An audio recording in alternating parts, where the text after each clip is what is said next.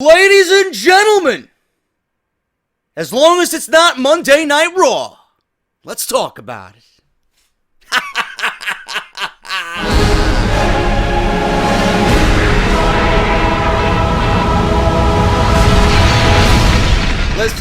Listen, as long as it's not Monday Night Raw, man. One quick note on Monday Night Raw. They did have an advertisement tonight during Smackdown on the USA Network for their spooky Halloween special coming on Monday. One night after Hell in a Cell, mind you. And I don't know what's going to happen on this Halloween special, but I can guarantee you, we're going to be seeing the Boogeyman. Guarantee it. Because that's how WWE operates. They think, how can we get worse from just yesterday? We'll throw the Boogeyman a few worms and we'll have him come out there, smash a fucking clock over his head. That's what people want to see on Monday night. Yeah, sure thing, WWE. Sure thing, WWE. Maybe Vince McMahon will dress himself up as fucking Jack Tunney for Halloween. You know? Maybe Michael Cole will dress himself up as Jim Ross or Gorilla Monsoon. Maybe Byron Saxton will dress himself up as Bobby the Brain Heenan or Jesse the Body Ventura. You know? Maybe Monday Night Raw can dress itself up. You know? WWE should really do this, bro. I'm telling you right now. WWE should dress up Monday Night Raw like they dressed up the set when they were back at the Manhattan Center in New York City, man. With the fucking siren and the old school Raw is War logo. I would love that. That would be a great Halloween special, you know? Pretend that you're something great, but really underneath you're fucking garbage. That's what I would do. I don't know, that's what I would do, man. That's just my idea. Let me know what you guys think about that. Obviously, I'll probably reiterate that on Monday Night Raw on Halloween when we watch that disaster live on the USA Network next week, but I don't want to jump the gun here. We got Hell in a Cell coming up. We still have that failure to sit through for 3 hours. But Smackdown tonight, man. We're not talking about Hell in a Cell or Smackdown yet, or Raw, I should say, yet. Smackdown is where it's at tonight. And, you know, really nothing of importance happened on this show. Smackdown doesn't have any pay-per-views to build towards specifically for their own brand. They are gearing themselves up for the Survivor Series. And what did I mention last week?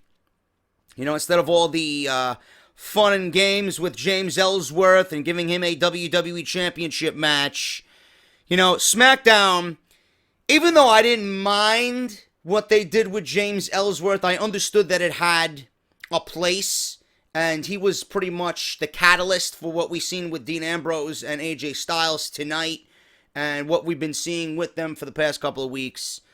But they really didn't build towards anything on last week's show and then the week before that. It was all like, you know what?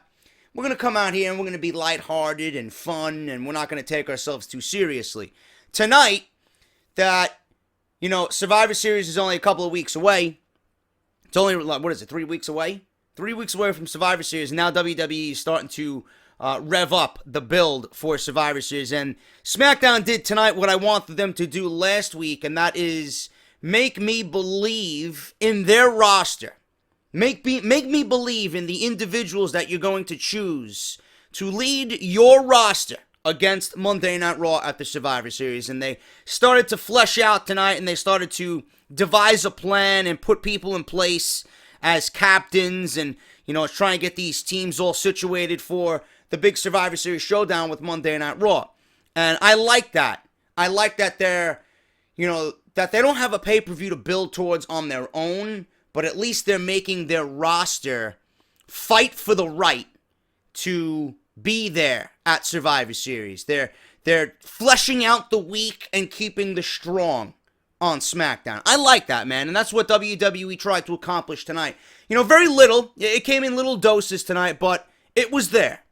And they kept the show moving. They kept the ongoing storylines that they've had on television going, and everything just flowed, man. I'm not going to repeat myself. I don't want to sound like a broken record. Raw fucking sucks cock, and SmackDown is the better show. Easily.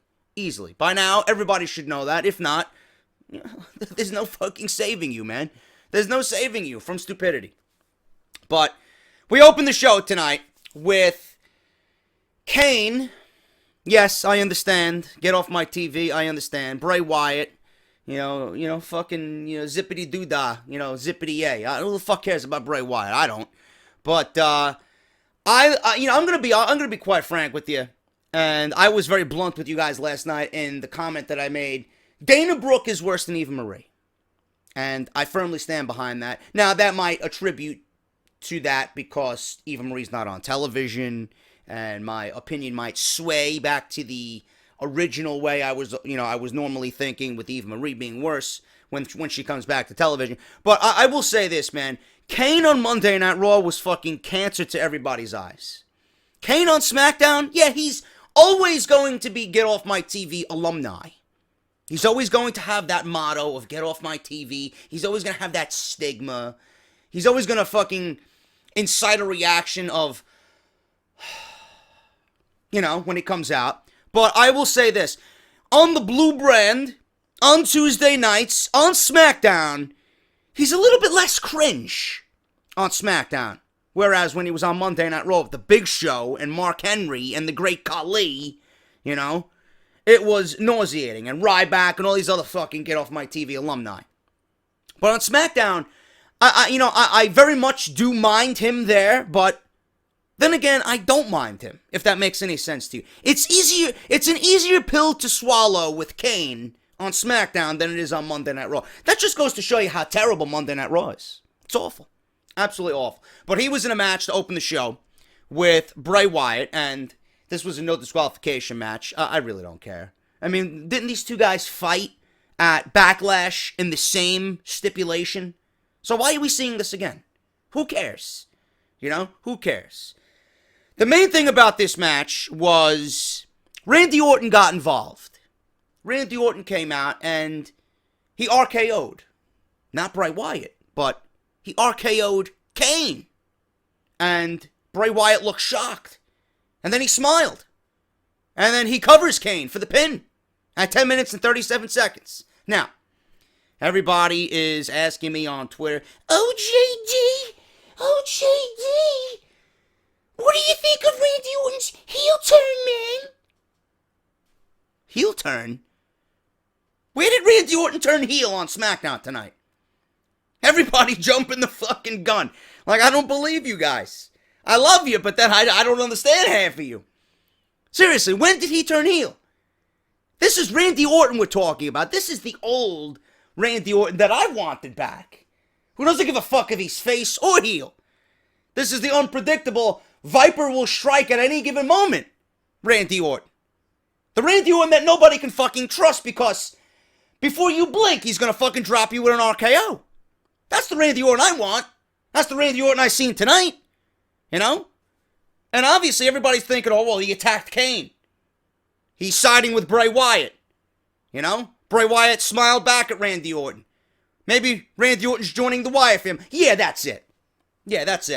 If I left the WWE in charge, if everybody that tweeted me this shit tonight, WWE would be fucking canceled tomorrow, and we wouldn't have a fucking show to review next week. Randy Orton did not turn heel. Randy Orton did not join the Wyatt family. Give me a fucking break, people. Seriously. And we'll touch back on Randy Orton's situation in a little bit, okay? But that was that. That's what I seen. Randy Orton, unpredictable, Viper strikes at any given moment. You can't trust him. That's the Randy Orton that has pretty much been a staple to WWE. That's the Randy Orton I wanted to see, not this fucking baby face slapping kids with high fives and fucking smiling and happy to be there. No. I want Randy Orton who's vicious, vile, brutal, will do anything unpredictably to win a fucking title. And then fucking stab you in the back. He'll smile straight in your face and then fucking stab you in the back. That's the Randy Orton I want. I don't know what Randy Orton you guys have been watching, but that's what I seen tonight. Not a heel Randy Orton. A Randy Orton that's a tweener. In between babyface and heel. He didn't turn heel tonight. He didn't join the Wyatt family. He's not siding with Luke Harper and Bray Wyatt. Sorry to burst your fucking bubbles. We had Becky Lynch come out. She's back from injury. And she is back to in-ring action. She did house shows over the weekend, so she is back. Before she even utters a word, she is immediately cut off by Alexa Bliss. Alexa Bliss accuses Becky of leaving out of fear. She's afraid of Becky, or Becky is afraid of Alexa. And Becky's afraid of losing her precious title to the newbie on SmackDown. The Cinderella story is coming to an end, and is going to end soon, says Bliss. And she will get the title that she rightfully deserves. The fight is on, but Bliss lays her out, grabs a fucking spray can of something outside, a spray paint can on the outside, and after she had laid Becky Lynch out, and she spray paints a yellow fucking streak down her back. Now, it got in her hair, and I'm not sure if Becky was very happy about that. I'm like, ooh, that orange hair, that orange dye is now yellowed. I don't know what Becky's going to think about that when she gets backstage. I also thought and had thoughts of Hollywood Hogan and everybody associated with the NWO. I actually wanted Alexa to spray paint NWO in yellow. I'm not sure if you guys were thinking about that when you watched this segment, but I certainly was thinking that.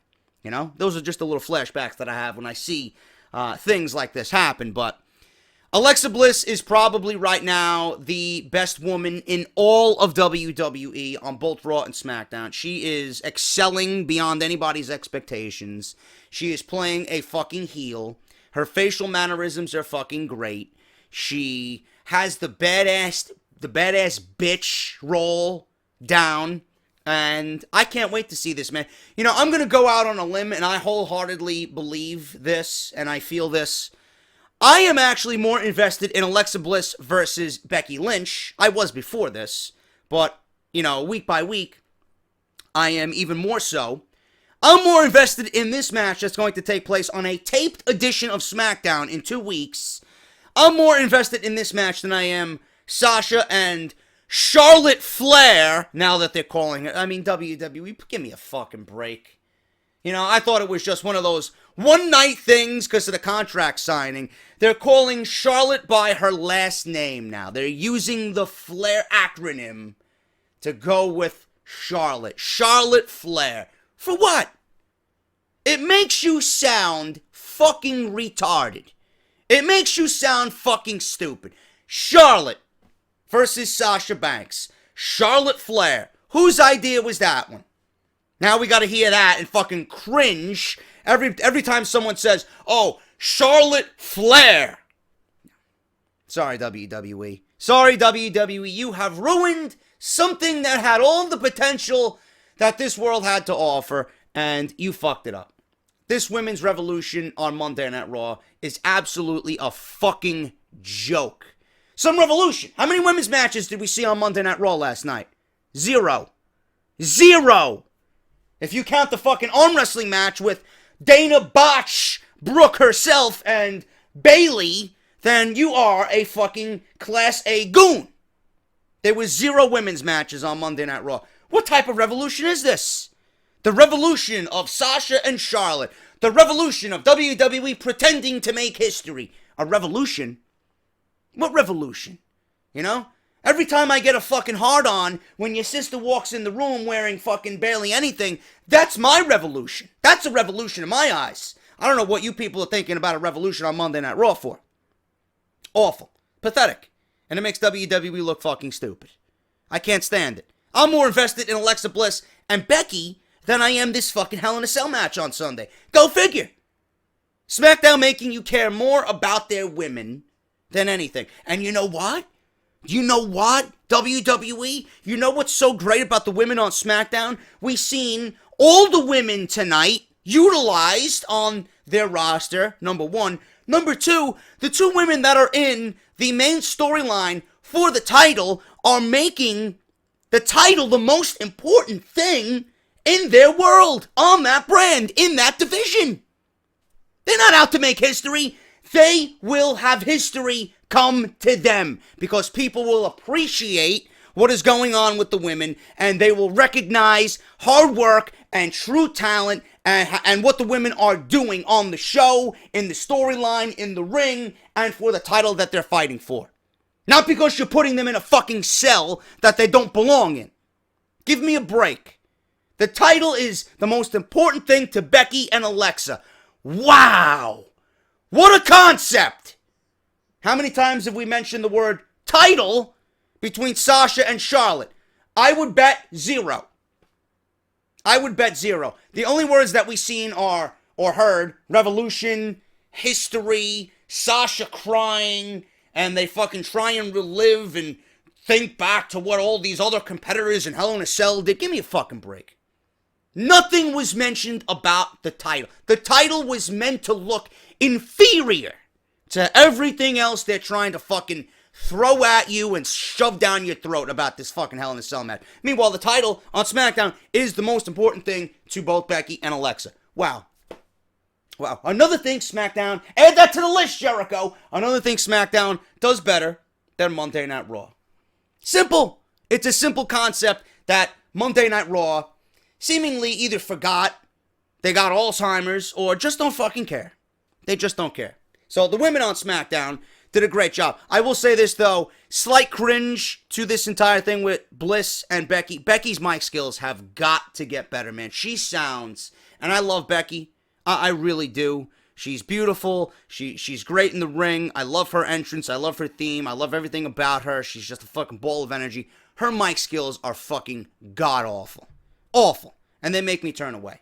That's got to be worked on. I will say that, and I'll admit that. Becky's mic skills are awful. So that needs to be worked on for sure. Well, another thing SmackDown is doing right. Look at this. You know, I was wondering how they were going to have this tag team elimination match. WWE weeding out the week, or SmackDown, I should say. SmackDown weeding out the week and having the strong survive for Survivor Series. This is a qualifying match here. The Ascension versus the Hype Bros. The winner of this match gets placed on the team to defend SmackDown's honor at Survivor Series. Now, you got Rhino and Slater, who are the tag team champions. They are already captains of the team, being that they're the tag team champions.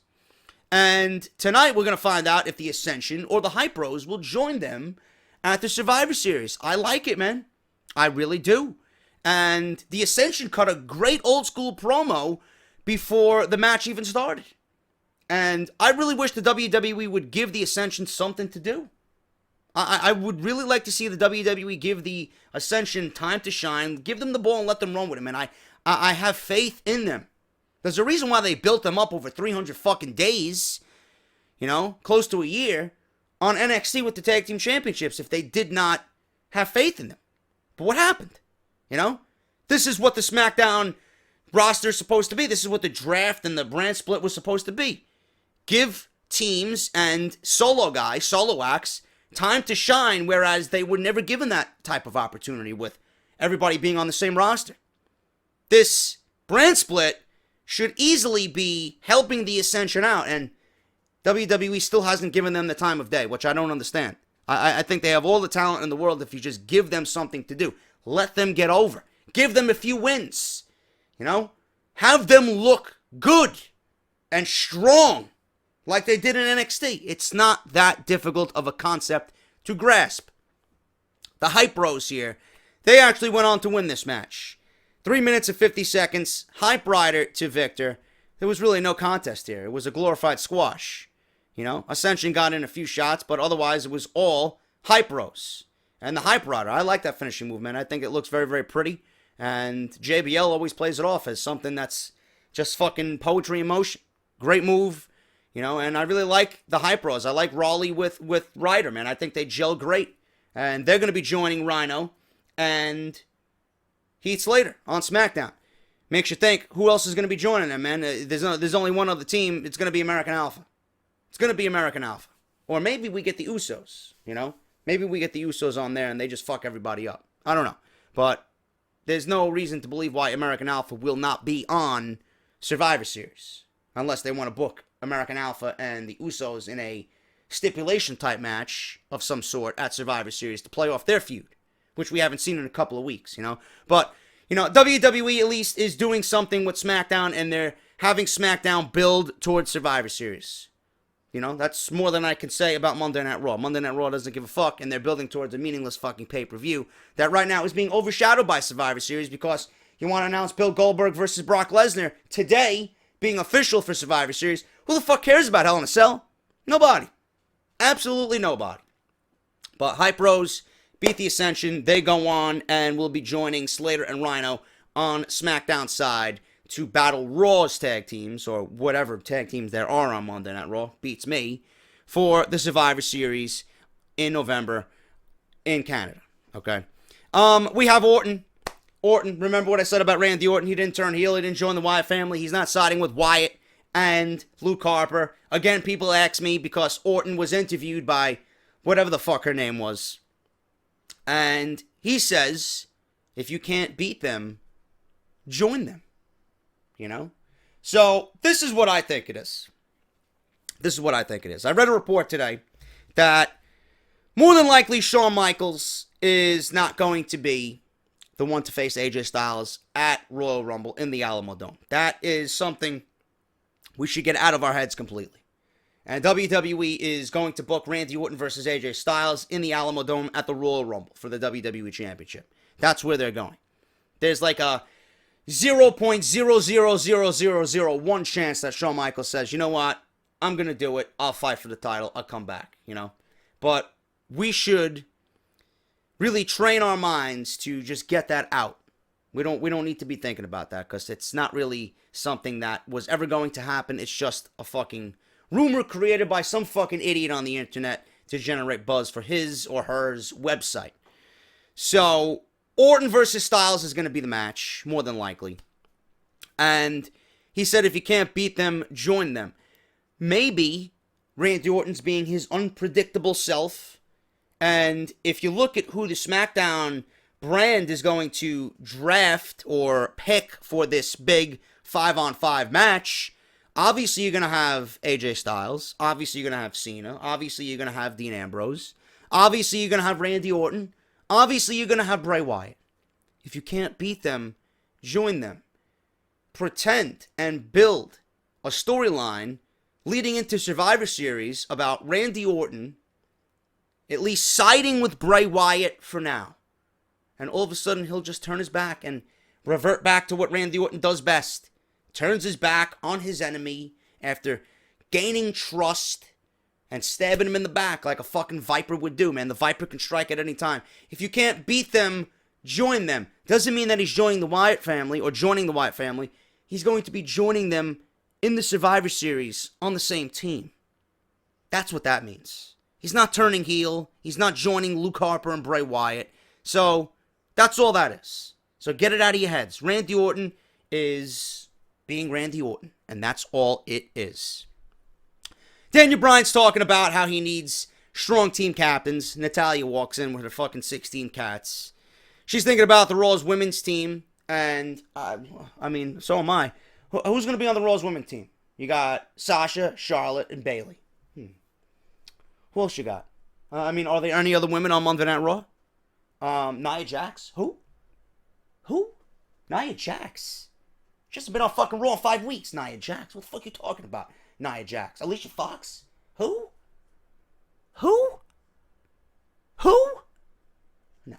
No, Alicia Fox. Wasn't she squashed by Nia Jax? I think the last time we seen Alicia Fox was when Nia Jax was on TV. And that was her only appearance since the brand split. Summer Rae. Who? Wasn't she dating Fandango on like season 2 of Total Divas? Summer Rae. Yeah, she's hot, but a diva? Who? Tamina. Is she still employed? I doubt it. I doubt that she's still employed, bro. I don't know what you're talking about. Dana Brooke. Are you fucking kidding me? I'd rather have the fucking turkey you're gonna fucking carve and you're gonna place on Thanksgiving on the dinner table. Fucking be a tag team partner for the rest of those women than fucking Dana Brooke. At least the turkey would look good and smell good. The turkey won't botch. It knows its role, bro. Peel off a fucking leg. Give me some fucking white meat with some gravy, some fucking sweet potatoes and marshmallows, a little bit of cranberry sauce, nice glass of fucking wine, homemade stuffing? Yeah, okay. I'd much rather take that over Dana Brooke any day of the week. Give me a break. There's no women's division on Monday Night Raw. What women's division, Natalya? Did you magically dream up a women's division? Because I can't name you anybody. Don't worry, honey. You're sitting pretty at the Survivor Series. She says that she wants to be team captain. Daniel isn't sure how this can happen, but he makes Natalya's match against Nikki Bella and the winner get a captain's spot for the women's team on SmackDown. However, the loser is off the team. The loser is off the team. So there you go. So we have Nikki Bella versus Natalya. Nikki really impressed me, man. She looks good, man. She's getting better. And there was a point in time where I did not like Nikki Bella in the ring, man. But now, I don't mind her, man. She's come along so far. And she is a real quality talent in that women's division on SmackDown. I will tell you that, man.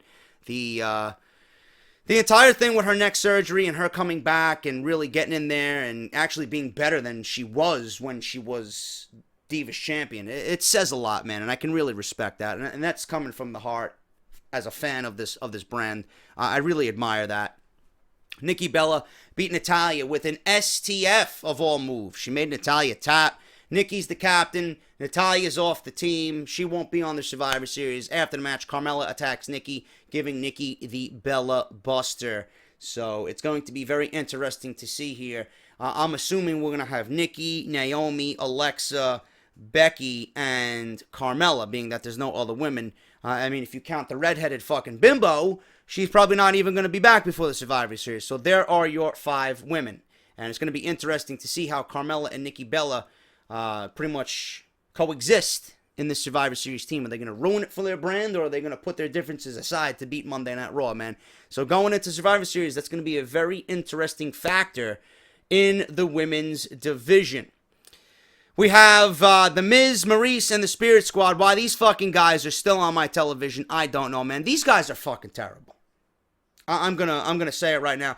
They can't even speak in unison, man. I thought cheerleaders and I thought fucking these fucking whatever the fuck you call these guys, cheerleaders, men cheerleaders here. I thought if you were a cheerleader or part of a cheerleading team or a squad, you're supposed to do everything in sync and in unison. These guys can't even fucking chant a cheer correctly. At the same time, they're off key. They're fucking speaking in different tones. These guys are fucking awful. So they're all out there, and they're talking about the Intercontinental title. The Miz feels sorry for the legends that fought to make the Intercontinental title so important. Yeah, I feel sorry. I'm a fan, and I feel sorry for everybody. All those legends. I mean, before this, the Intercontinental title was a complete fucking piece of shit. But they're doing a decent job. I'll give them that. So I'm right there with The Miz, as The Miz was feeling sorry for the legends that fought to make it important. Miz talks about Pat Patterson. Dolph Ziggler comes out. He says he wants to fight. Spirit Squad is ready. So Heath Slater and Rhino come as backup. And Maurice gets in the way. Insults are exchanged. Well, I guess you guys don't want to fight if you're going to have a woman stand in front of you, is what Heath Slater said. I laughed. I chuckled at that. Miz suggests that the Spirit Squad get a tag team title shot, but he thinks Heath is too scared. Rhino accepts for the team. And I guess we got a title match. We got a fucking title match here. Spirit Squad versus Heath Slater and Rhino. I had my head in my phone the entire match because I just don't fucking care about the Spirit Squad, man. I don't. They're awful. They don't need to be on my TV. Get them off SmackDown.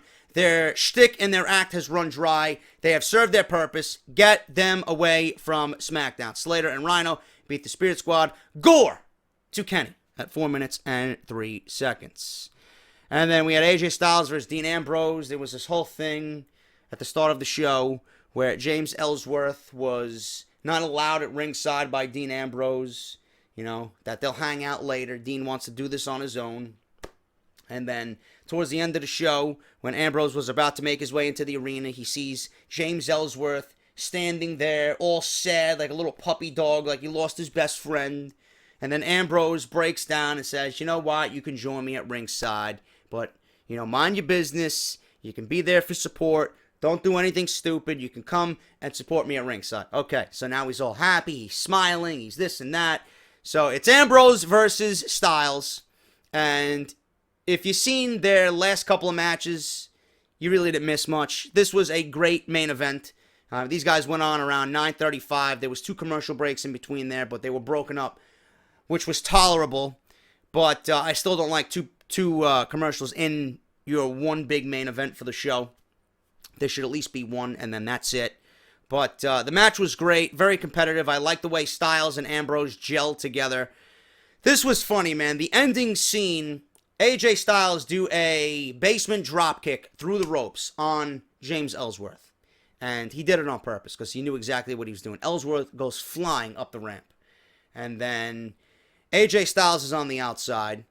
And eventually, Ellsworth gets to his feet. And he doesn't realize what he's doing. Ambrose is in the ring. The referee's counting. And Ellsworth gets to his feet.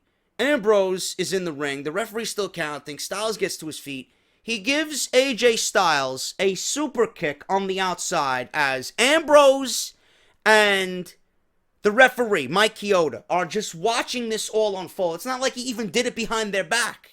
He did it with everybody, all eyes on him. Like if you're at a fucking party, right? And you're on the dance floor and you fucking got a drink in your hand. Pretend you're wearing a white suit, right? Or actually, let me use a better analogy. You're in the fucking office and you're getting into the elevator and you're about to go up to the fucking 7th floor. Everybody's about to settle in for the fucking day and sit in their cubicles, right? And you get in the elevator, you got the hot blonde secretary that sits fucking 3 desks in front of you. You got your fucking boss and then your president and everybody's standing in the elevator. And you, before you even got in the elevator, you got a nice fucking McDonald's fucking sausage, egg, and cheese just fucking festering in your stomach. And you gotta fucking use the bathroom. You're about to do number 2, right? You're about to shit your fucking pants. And it's about to come out. And you're fucking in the elevator with everybody, right? Fucking farting away.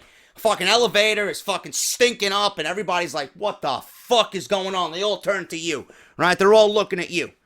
And that's exactly what it reminded me of James Ellsworth doing the super kick. Super kicks AJ Styles right in the face with Mike Chioda and Dean Ambrose looking at him. And he's like, oh my God, what did I do? What did I do? Mike Chioda's like fucking laughing at Ambrose. This is your fucking mess. Ring the bell. Styles wins by disqualification. Ellsworth gets Ambrose disqualified. If Ambrose would have won this match, he would have got a WWE Championship match. James Ellsworth fucks over Dean Ambrose. Not on purpose, but because of sheer stupidity. I laughed. I found it to be enjoyable. Where they go from here, I don't know. Maybe James Ellsworth is actually going to be on the SmackDown team, man. I have no fucking clue what they got planned for this guy.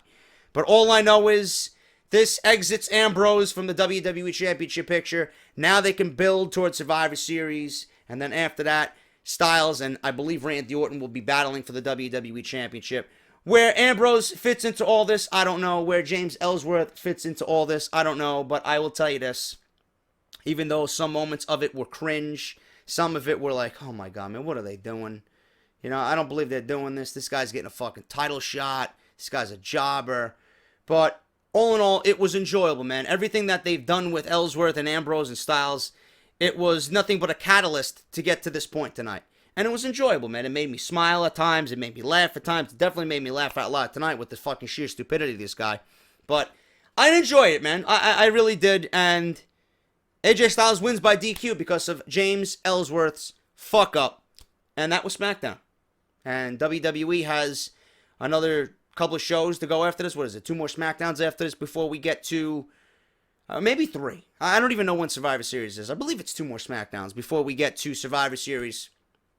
But I'm going to be very interested to see what they do as far as the remainder of their build for their brand against Monday Night Raw. What Monday Night Raw does, I have no fucking idea, man. They probably don't even know what the fuck they want to do. So I'm going to leave that until we cross that bridge. SmackDown tonight, they accomplished one thing, man. They started to set the tone for Survivor Series, and they had another show that flowed very nicely and made sense of a lot of things, continuing storylines, and that's all I ask, man. As long as I didn't look like a fucking idiot tonight like Monday Night Raw made me look yesterday, last night, I'm okay. SmackDown consistently is the better show. The 2 hours, you guys know, is the better format. And again, SmackDown proves why it's the A show over Monday Night Raw. And that is your SmackDown review. Thank you guys so much for everything. If you guys want to tweet with me during these shows, at JD from NY206 on Twitter. Subscribe to the YouTube channel if you have not done so already. I did post a WWE 2K17 My Career video, episode number 11. Money in the Bank pay-per-view and the Authority making their first appearance in My Career mode. What do they want with Mr. 9 to 5, man? Please go and check that out. Very, very good stuff. And more My Career videos coming all week. If you guys want to buy your t-shirts, barbershopwindow.com. Type in Off The Script in the search bar. It'll take you right to my online shop. great way to support the podcast. Another way, if you guys want to support the podcast, patreon.com/JD from NY206. Read the mission statement on there. Find out what I'm doing on here, why I'm doing this, why I'm so passionate about what I do here.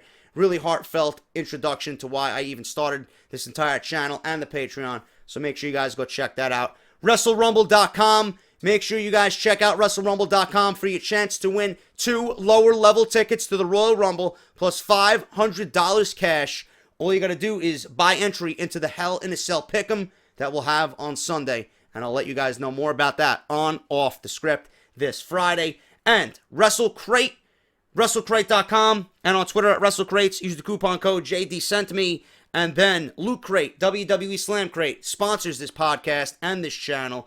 Make sure you guys use the link down in the description, and make sure you use the coupon code JD from NY for 10% off. Hit that thumbs up on the video. Leave me a comment down below, and I will see you guys for, hopefully there's something fucked up with my WWE Network subscription, so I'm not sure if I'll be watching NXT, but I will be watching Lucha Underground tomorrow, so make sure you guys check that out. Until then, I'm JD, and I'll see you guys for Lucha Underground on Wednesday. Talk to you later.